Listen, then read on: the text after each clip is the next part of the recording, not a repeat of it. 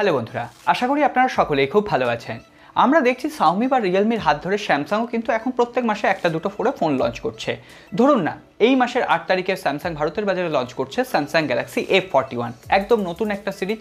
যদিও আমার মনে হচ্ছে স্যামসাং গ্যালাক্সি M30s এবং M31s এই দুটো ফোনের রিব্র্যান্ডেড ভার্সন হবে স্যামসাং গ্যালাক্সি A41। দেখা যাক, এই ফোনটা লঞ্চ করুক, তারপরে অবশ্যই ভিডিও আসবে। আমরা যদি ফোনটাতে নতুনত্ব কিছু পাই অবশ্যই এর আনবক্সিং এবং রিভিউ আপনাদের সামনে তুলে ধরবো। যদিও আজকে আমরা এই ফোনটিকে নিয়ে কথা বলছি না, স্যামসাং তাদের বাজেট ওরিয়েন্টেড একটি 5G ডিভাইস লঞ্চ করতে চলেছে ভারতবর্ষের মার্কেটে, Samsung Galaxy A42 5G version. হ্যাঁ, এই ফোনটা মনে করা হচ্ছে একদম মিড ওয়েল সেন্ট্রিক ভারতবর্ষের বাজারে লঞ্চ হবে। কবে লঞ্চ হচ্ছে, কোন প্রাইস পয়েন্টে লঞ্চ হচ্ছে, স্পেসিফিকেশনই বা কী থাকছে, সমস্ত মোটামুটি কনফার্ম হয়ে গেছে এবং বিভিন্ন সার্টিফিকেশন সেকশনে এই ফোনটিকে দেখা গেছে।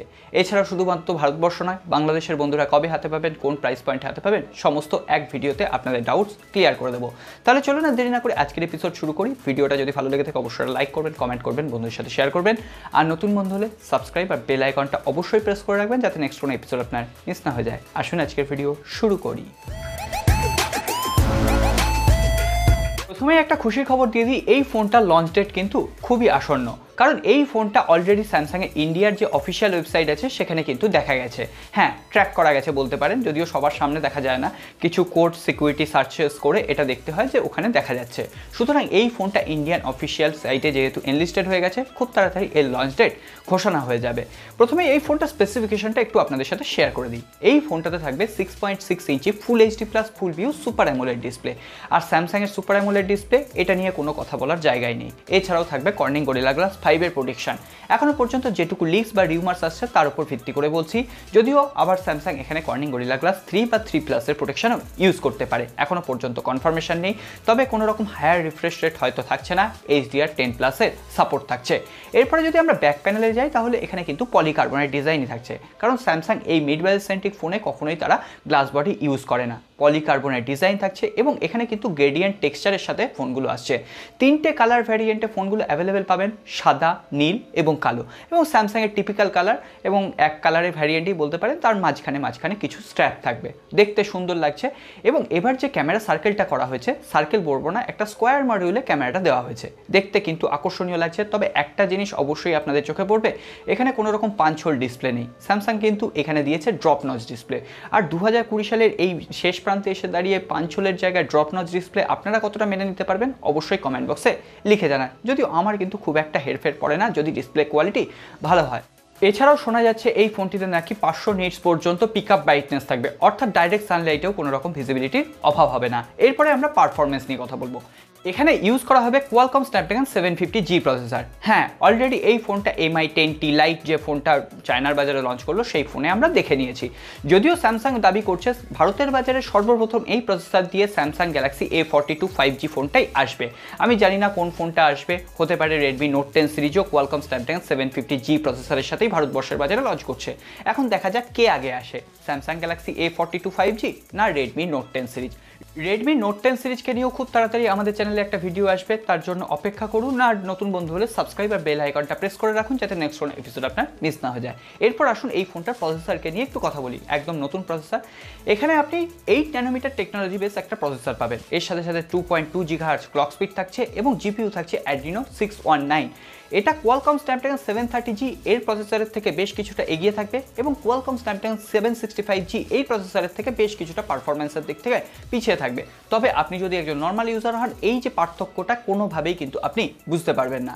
তবে 730G এর থেকে এই 750G কিছুটা এগিয়ে থাকবে, কারণ এখানে 5G মোডেম আছে, অর্থাৎ আপনি ইনবিল্ট 5G পাচ্ছেন। যখনই ভারতবর্ষ বা বাংলাদেশের বাজারে 5G সিম অ্যাভেলেবেল হয়ে যাবে, আপনি কিন্তু আউট অফ দ্য বক্স এখানে 5G ইউজ করতে পারবেন। তো সেক্ষেত্রে এটাই কিন্তু একটা অ্যাডভান্টেজ।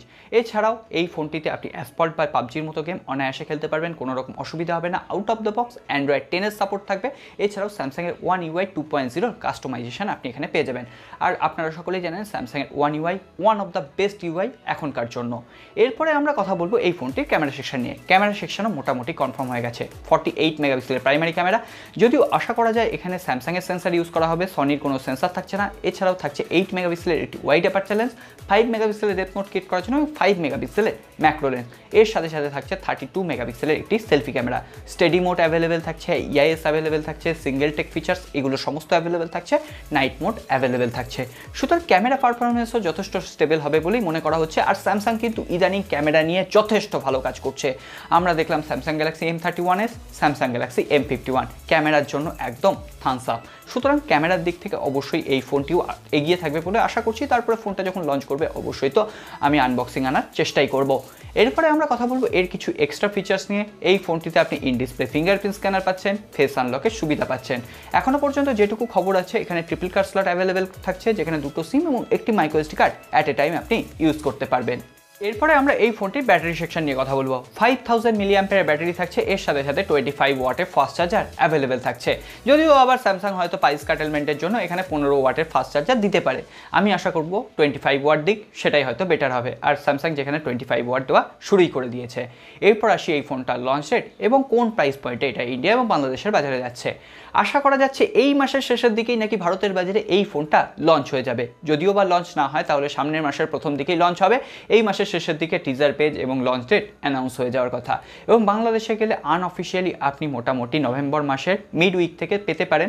যদিও আমি আশা করব বাংলাদেশের বাজারে স্যামসাং যেন এই ফোনটা অন্তত অফিসিয়ালি লঞ্চ করে, কারণ এই ফোনটাও যথেষ্ট হাইপ তৈরি করবে যদি এটা ঠিকঠাক প্রাইস পয়েন্টে স্যামসাং লঞ্চ করতে পারে। এখনও পর্যন্ত যেটুকু কনফার্মেশন আছে স্যামসাং কিন্তু 30,000 টাকার ইন্ডিয়ান প্রাইস কারেন্সিতে এর base variant 6GB 128GB launch করতে পারে। বাংলাদেশে গেলে 35 থেকে 36,000 টাকার আশেপাশে বা তার একটু বেশি হতে পারে। যদি আনঅফিসিয়ালি ফোনটা যায় প্রথম দিকে দাম বেশি হবে, তারপরে আস্তে আস্তে দাম অবশ্যই কমবে। এখন শুধুমাত্র অপেক্ষা এই ফোনটি লঞ্চ হওয়ার। আমিও খুব এক্সাইটেড। আপনাদের কি মত অবশ্যই কমেন্ট করে লিখে জানান। আজকে আর কথা বাড়াচ্ছি না, ভিডিওটা যদি ভালো লেগে থাকে অবশ্যই লাইক করবেন, কমেন্ট করবেন, বন্ধুদের সাথে শেয়ার করবেন। আর নতুন বন্ধু হলে সাবস্ক্রাইব আর বেল আইকনটা অবশ্যই প্রেস করে দেবেন।